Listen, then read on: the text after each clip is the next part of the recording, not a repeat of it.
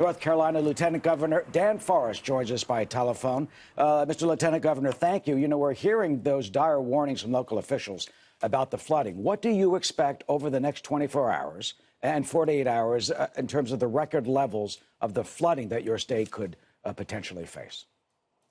Well, I think we expect just that. Certainly, we already have some record level floodwaters across our state in places that haven't seen flooding in a long time.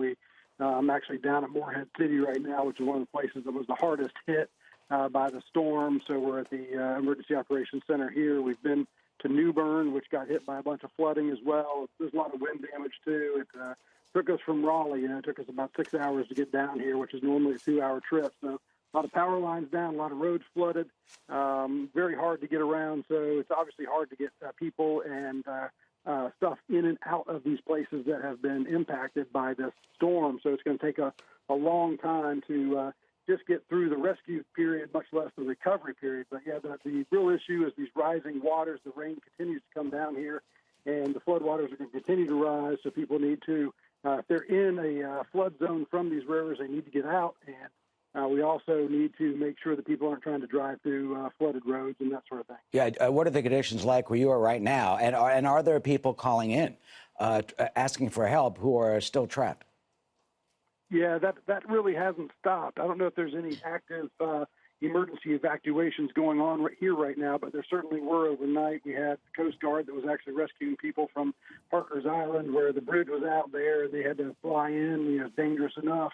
In the middle of the storm, they had to fly in to rescue people. We've had some 350-plus swiftwater rescues in different parts of the coast here, so that continues to go on, and it probably will keep on going on. We're bringing in some more swiftwater rescue folks from the western part of our state to help out. So there's a lot of people engaging here. There's actually thousands of people with the local, state, and federal officials that are working on this. So certainly everybody's doing the best they can under the conditions that exist right now. Yeah, Lieutenant, we've seen the effects, after dealing with Houston. We saw what happened with Katrina. Do you think that the federal and local officials and state officials are now better prepared because these type of incredible storms seem to be happening with more frequency?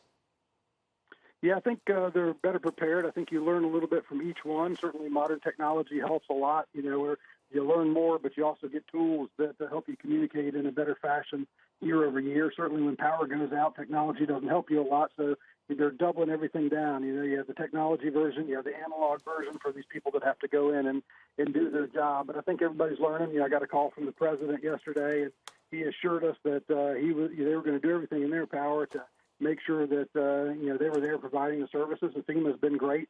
Our state EOC guys are great, and the locals are really doing a great job. So what was people need to be patient. What was the phone call like with the president, and were you reassured? Yeah, I mean, he really was asking questions. He said, how bad is it going to be, and is it as bad as you expected it to be? And I told him absolutely yes. That I think once the rain stops, then we can see a lot of this damage, that we'll see that it's probably worse in some places than we were even expecting. And it's going to be days yet before we know how bad the flooding is as these rivers continue to peak all the way into probably mid next week. And what do you expect then to happen mid next week, and how do you plan for that? I mean, you've never seen anything like this. Talk about the Cape Fear River, cresting 62 feet. Yeah, I mean, that's unprecedented, obviously. Cape Fear is not one that generally gets flooded like that. It's a very large river anyway, and so it's obviously just days and days and days of the storm pushing water up the river. Normally our problem is water coming down the river from the mountains in the central part of the state, and it floods over days. But this one, we're going to hit the double whammy. We got the water coming in, and then you're going to have the water coming back down as the storm passes up through the mountains in the central part of our state.